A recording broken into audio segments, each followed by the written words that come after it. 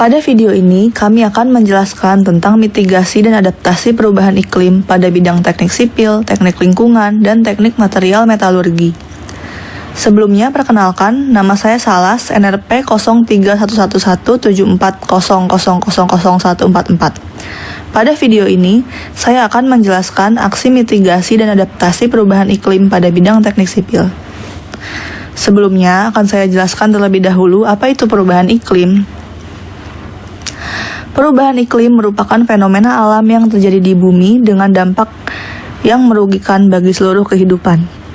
Perubahan iklim adalah perubahan yang terjadi secara signifikan dari pola-pola cuaca seperti suhu di atmosfer dan di laut, curah hujan, dan pola angin. Perubahan iklim bisa terjadi karena faktor keragaman iklim itu sendiri, maupun akibat dari pemanasan global dan perubahan lingkungan. Misalnya, perubahan komposisi atmosfer dan tata guna lahan. Penyebab utamanya bisa dikarenakan aktivitas manusia ataupun faktor alam. Lalu, apa itu mitigasi dan adaptasi? Definisi mitigasi perubahan iklim pada Perpres nomor 71 tahun 2011 adalah usaha pengendalian untuk mengurangi resiko akibat perubahan iklim melalui kegiatan yang dapat menurunkan emisi atau meningkatkan penyerapan GRK dari berbagai sumber emisi. Lalu tujuan mitigasi itu sendiri adalah untuk mengurangi sumber penyebab perubahan iklim, mengurangi produksi CO2, dan meningkatkan penyerapan CO2. Lalu, adaptasi adalah berbagai tindakan penyesuaian diri terhadap kondisi perubahan iklim yang terjadi. Menyesuaikan kegiatan ekonomi pada sektor-sektor yang rentan sehingga mendukung pembangunan berkelanjutan. Hingga saat ini, kegiatan adaptasi difokuskan pada area-area yang dianggap rentan terhadap perubahan iklim, yaitu daerah pantai, sumber daya air, pertanian, kesehatan manusia, dan infrastruktur. Tujuan adaptasi adalah untuk perencanaan yang lebih baik dengan mempertimbangkan kondisi iklim untuk mencapai pembangunan berkelanjutan. Oke, kita masuk pada pembahasan tentang peran teknik sipil dalam mitigasi dan adaptasi terhadap perubahan iklim. Saya akan bahas aksi adaptasi terlebih dahulu berdasarkan dampak dari perubahan iklim. Dampak yang pertama adalah peningkatan muka air laut. Apa tindakan adaptasinya? Tindakan adaptasinya adalah membuat bangunan pantai, seperti tanggul laut. Tanggul laut adalah struktur pengaman pantai berupa tembok miring, baik buatan maupun alami, yang dipergunakan untuk mengatur muka air dan melindungi dataran pantai rendah dari genangan yang disebabkan oleh air pasang, gelombang, dan badai. Lalu selanjutnya adalah tembok laut. Tembok laut adalah struktur pengaman pantai yang dibangun dalam arah sejajar pantai dengan tujuan untuk melindungi pantai terhadap hempasan gelombang, mengurangi limpasan genangan areal pantai yang berada di belakangnya, dan sebagai perkuatan pada bagian profil pantai. Lalu selanjutnya ada perkuatan lereng. Perkuatan lereng merupakan bangunan yang ditempatkan pada suatu lereng yang berfungsi melindungi suatu tebing alur pantai atau permukaan lereng yang secara keseluruhan memiliki peran guna meningkatkan stabilitas alur pantai atau bahu tanggul yang dilindungi. Lalu, selanjutnya ada pemecah gelombang. Pemecah gelombang adalah konstruksi pengaman pantai yang posisinya sejajar atau kira-kira sejajar garis pantai dengan tujuan untuk mengurangi energi gelombang di belakang struktur, untuk melindungi kolom pelabuhan terhadap gangguan gelombang, dan juga bertujuan untuk mencegah erosi pantai. Lalu selanjutnya adalah creep atau groin. Menurut Surat Edaran Menteri Pekerjaan Umum Nomor 7 Tahun 2010 tentang pemberlakuan pedoman pelaksanaan konstruksi bangunan pengaman pantai, dijelaskan bahwa groin adalah bangunan yang dibuat tegak lurus atau kira-kira tegak lurus pantai, berfungsi mengendalikan erosi yang disebabkan oleh terganggunya keseimbangan angkutan pasir sejajar pantai. Lalu selanjutnya ada bangunan jetty. Menurut Surat Edaran Menteri Pekerjaan Umum Nomor 7 Tahun 2010 tentang pemberlakuan pedoman pelaksanaan konstruksi bangunan pengaman pantai, dijelaskan bahwa jetty adalah bangunan menjorok ke laut yang berfungsi sebagai pengendalian penutupan muara sungai atau saluran oleh sedimen. Jeti juga berfungsi sebagai sandaran atau pelabuhan kapal tongkang dan kapal-kapal kecil lain yang akan melakukan transaksi naik atau turun barang. Lalu dampak dari perubahan iklim selanjutnya adalah erosi pada dataran tinggi. Apa saja tindakan adaptasinya? Penerapan dinding penahan tanah. Dinding penahan tanah adalah suatu konstruksi yang berfungsi untuk menahan tanah lepas atau alami dan mencegah keruntuhan tanah yang miring atau lereng yang ketahanannya tidak dapat dijamin oleh lereng tanah itu sendiri. Lalu, dampak perubahan iklim selanjutnya adalah masalah terkait kebersihan dan kesehatan lingkungan hidup manusia. Ada hubungannya dengan curah hujan ekstrim. Curah hujan ekstrim menyebabkan banjir, sehingga banyak wabah penyakit yang menyerang manusia seperti DBD, malaria, diare, dan lain-lain. Tindakan adaptasi yang pertama adalah peningkatan sistem drainase dan pengelolaan banjir. Bisa dilakukan normalisasi saluran drainase atau merencanakan buzem atau dapat disebut sebagai kolam tampung. Lalu solusi kedua adalah membuat waduk. Waduk adalah danau yang terbentuk alami ataupun secara buatan yang berperan sebagai tempat penyimpanan air. Fungsi dari waduk adalah sebagai penyedia air langsung, sebagai penghasil energi listrik dan tenaga air, mencakup kontrol suplai air ke hilir irigasi, kontrol banjir, kontrol kanal air, dan lain-lain. Waduk juga bisa dijadikan sebagai sarana rekreasi dan olahraga. Selanjutnya, saya akan bahas peran teknik sipil dalam aksi mitigasi perubahan iklim dalam infrastruktur. Aksi mitigasi yang pertama adalah membangun green building. Green building merupakan bangunan yang hemat energi dari sudut perancangan, pembangunan, dan penggunaan yang dampak terhadap lingkungannya sangat minim. Masyarakat memahami green building adalah dijelaskan dalam Bulan Mutu Nasional dan Hari Standar Dunia tahun 2008 sebagai bangunan yang terintegrasi dengan alam, memperhatikan ekosistem lokal dengan perencanaan jangka panjang, dan produk dari tindakan manusia dengan mempertimbangkan kualitas. Lalu, aksi selanjutnya adalah membangun green infrastruktur. Green infrastruktur atau kita dapat sebut sebagai infrastruktur hijau merupakan konsep penataan ruang yang mengaplikasikan infrastruktur ramah lingkungan. Infrastruktur ramah lingkungan artinya infrastruktur yang tidak mengganggu siklus alami lingkungan. Dari tahap perancangan, pembangunan, pengoperasian, hingga tahap pemeliharaan memperhatikan aspek-aspek dalam melindungi, menghemat, mengurangi penggunaan sumber daya alam. Contoh dari infrastruktur hijau adalah taman kota, buzem atau sungai buatan, dan lapangan olahraga. Sekian dari saya. Selanjutnya akan dijelaskan mitigasi dan adaptasi perubahan iklim pada bidang teknik lingkungan. Baik, sekarang saya akan menjelaskan mitigasi dan adaptasi di bidang teknik material dan metalurgi. Baik, yaitu ada NDT atau NDE, metode pengujian berbagai jenis material dengan tujuan menilai khas komponen tanpa mengolah atau menghancurkan struktur material yang diuji. NDT ini sangat dibutuhkan dalam pengujian material di industri sebab dapat menyerahkan informasi tentang karakteristik dan kondisi material pada ketika sebelum dan sesudah melalui proses produksi, sehingga dapat langsung terdeteksi andai terjadi kegagalan ataupun cacat. Dan ini adalah salah satu contoh gambar pengujian NDT, yaitu magnetic test, yang dimana pengujian ini ingin mengetahui apakah ada kebocoran pada pipa yang dicek ini melalui magnetik.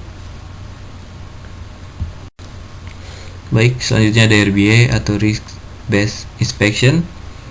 Dan RBI sendiri adalah proses bisnis perawatan optimal yang digunakan untuk memeriksa peralatan seperti bejana tekan, penukaran panas, dan perpipaan pabrik di industri. RBI adalah metodologi pengambilan keputusan untuk mengoptimalkan rencana inspeksi. Selanjutnya itu ada konsep RBI. Konsep RBI sendiri terletak pada resiko kegagalan yang dapat dinilai dalam kaitannya dengan tingkat yang dapat diterima. Dan inspeksi dan perbaikan digunakan untuk memastikan bahwa tingkat resiko diterima di bawah rata-rata. Maksudnya agar pabrik itu tidak mengalami kecelakaan seperti gambar yang di sini. Ini adalah salah satu contoh kenapa RBA itu sangat penting agar kita menghindari resiko seperti yang kejadian di gambar ini, yaitu ada ledakan pabrik atau kecelakaan dalam pabrik itu sendiri. Dan selanjutnya adalah coating. Coating adalah penutup yang diaplikasikan pada permukaan suatu benda. Biasanya disebut sebagai substrat. Tujuannya menerapkan ini coating mungkin bersifat dekoratif, fungsional, atau keduanya. Lapisan itu sendiri mungkin merupakan lapisan penutup yang benar-benar menutupi substrat atau hanya dapat menutupi bagian-bagian substrat. Dan salah satu contohnya adalah cat. Cat adalah pelapisan yang sebagian besar memiliki kegunaan ganda untuk melindungi substrat dan menjadi dekoratif. Walaupun beberapa cat hanya untuk hiasan, dan cat pada pipa industri besar kemungkinan hanya untuk mencegah korosi. Selain itu, untuk fungsional coating sendiri dapat diterapkan untuk mengubah sifat permukaan substrat seperti adhesi, tahan basah, korosi, atau ketahanan aus itu sendiri. Halo, nama saya adalah Amira Ramadan Musli. Peran teknik lingkungan terhadap mitigasi dan adaptasi perubahan iklim akan dijelaskan sebagai berikut. Beberapa bidang yang akan dijelaskan adalah persampahan, air limbah, dan remediasi lingkungan. Bidang pertama yang akan dijelaskan adalah persampahan. Mitigasi dalam bidang persampahan dapat dilakukan dengan melakukan 3R. 3R yaitu reduce, reuse, dan recycling. Reduce adalah pengurangan pembuangan sampah, dan reuse adalah penggunaan kembali sampah yang masih dapat digunakan untuk fungsi yang sama maupun fungsi lainnya.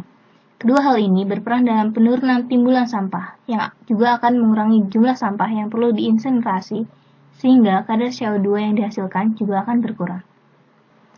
Melakukan recycling dapat menghemat energi, sebab pembuatan produk dengan bahan baku virgin atau alami memerlukan energi yang lebih besar. Penghematan energi ini berdampak dengan berkurangnya pembakaran bahan bakar fosil, sehingga emisi karbon dioksida juga akan berkurang. Adaptasi dalam bidang persampahan dapat dilakukan dengan pembuatan kompos. Pembuatan kompos dapat mengurangi produksi gas metana pada TPA, tempat pemrosesan akhir. Sebab, bahan-bahan yang mudah terdegradasi pada sampah sebagian besar telah diubah menjadi kompos. Walau demikian, pembuatan kompos menghasilkan emisi gas karbon dioksida yang juga merupakan gas rumah kaca. Tetapi, gas yang dihasilkan lebih sedikit dibanding gas metana yang dihasilkan bila sampah tidak dikomposkan. Selain itu, kompos juga berguna dalam bidang agrikultur. Pemanfaatan kompos dapat menurunkan hingga 70% kebutuhan irigasi dan juga menurunkan kebutuhan pupuk kimia. Selanjutnya adalah upaya mitigasi dan adaptasi yang dapat dilakukan dalam bidang air limbah. Pengoperasian bangunan pengolahan air limbah menghasilkan emisi gas rumah kaca berupa karbon dioksida, metana, dan N2O, sebab adanya pengolahan biologis. Gas karbon dioksida juga merupakan emisi dari peralatan untuk mensuplai energi seperti genset dan pompa. Minimisasi emisi gas rumah kaca dalam upaya mitigasi perubahan iklim dapat dilakukan dengan cara sebagai berikut. Yang pertama adalah pengurangan emisi gas N2O atau dinitrogen oksida. Emisi gas N2O terjadi pada proses nitrifikasi dan denitrifikasi untuk mengolah campuran nitrogen pada air limbah. Minimisasi emisi N2O dapat dilakukan dengan menjaga konsentrasi amonia dan nitrit agar tetap rendah pada air limbah dengan pengoperasian bangunan pengolahan dengan SRT atau Solid Retention Time yang besar. Solid Retention Time adalah waktu tinggal solid pada reaktor. Yang kedua adalah pengurangan gas CH4 atau gas metana.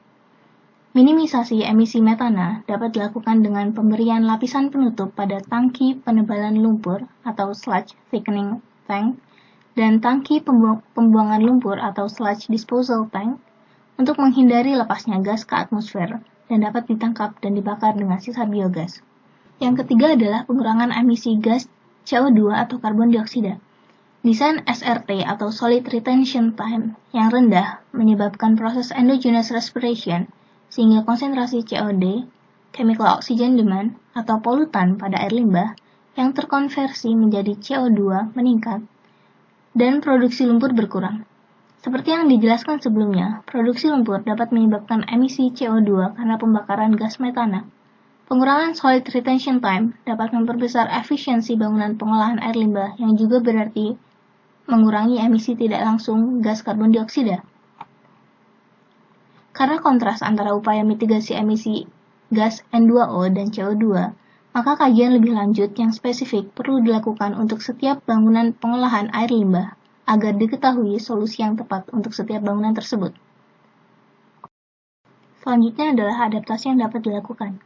Adaptasi terhadap emisi gas rumah kaca pada bangunan pengolahan air limbah dapat dilakukan dengan mengolah gas-gas tersebut. Berikut adalah uraian. Yang pertama adalah pengolahan gas N2O. Penggunaan bakteri dan mikroalga terbukti dapat menurunkan kadar emisi sebesar 75% hingga 99%. Tetapi, teknik ini memerlukan HRT yang tinggi. HRT atau Hydraulic Retention Time adalah seberapa lama volume air limbah tertentu tinggal pada reaktor. HRT tinggi membutuhkan volume bioscrubber atau biofilter tinggi sehingga menyebabkan naiknya biaya pembangunan. Alternatif lain adalah dengan mengumpulkan aliran gas outlet pada bagian atas unit nitrifikasi agar dapat digunakan sebagai oksidator untuk membakar gas metana yang diproduksi pada pengolahan lumpur. Yang kedua adalah pengolahan gas metana atau CH4. Studi mengenai pengolahan gas metana telah dilakukan sejak tahun 1990. Berbagai studi tersebut mengerucut ke sebuah kesimpulan bahwa penyisihan CH4 langsung dari fase liquid lebih menguntungkan daripada CH4 dalam fase gas. Hal ini dilakukan dengan pemrosesan oksidasi metana secara anaerobik dan denitrifikasi. Pada proses ini, metana berlaku sebagai donor elektron. Hal ini juga menyebabkan tersisihkannya nitrit dan nitrat pada air limbah. Biasanya, donor elektron yang digunakan adalah campuran yang mengandung karbon. Sebab itu, proses ini juga dapat mengurangi biaya pengolahan. Bila ada gas metana yang tersisa, maka dapat dialirkan dan dilakukan pembakaran. Selanjutnya adalah pengolahan gas CO2. Pengolahan gas karbon dioksida dapat dilakukan dengan proses chemical dan physical sorption dan pemisahan dengan membran. Studi-studi terkini membuktikan bahwa mikroalga dapat digunakan untuk sekuestrasi gas karbon dioksida. Sekuestrasi karbon adalah penyimpanan jangka panjang gas karbon dioksida dalam bentuk lain. Brownfield adalah lahan yang sebelumnya dikembangkan, tetapi tidak lagi dipakai dan berpotensi tercemar. Ada sebanyak 450.000 brownfield di Amerika, 342.000 brownfield di Eropa, dan jutaan hektar lahan agrikultur dan perindustrian yang terkena dampak polusi di Cina. Studi terkini menunjukkan bahwa pengembangan kembali brownfield dapat mengurangi emisi gas rumah kaca di San Francisco sebesar 14% dengan mengurangi pembangunan pada lahan baru. Tetapi, dibutuhkan teknik pembersihan yang efisien pada brownfield sebelum dapat dikembangkan kembali. Dalam hal ini, rekomendasi teknik remediasi yang digunakan adalah fitoremediasi. Fitoremediasi adalah teknik in situ menggunakan tanaman untuk membersihkan lahan tercemar. Pencemar yang biasa ditemui pada brownfield adalah pelarut terklorinasi. Fitoremediasi menawarkan keuntungan sebagai NBS atau nature-based solution yang hanya memerlukan energi dan kebutuhan material sedikit. Fitoremediasi juga lebih menguntungkan dalam aspek sosial maupun ekonomi. Pada proses fitoremediasi yang perlu diperhatikan adalah pemilihan jenis tanaman yang digunakan.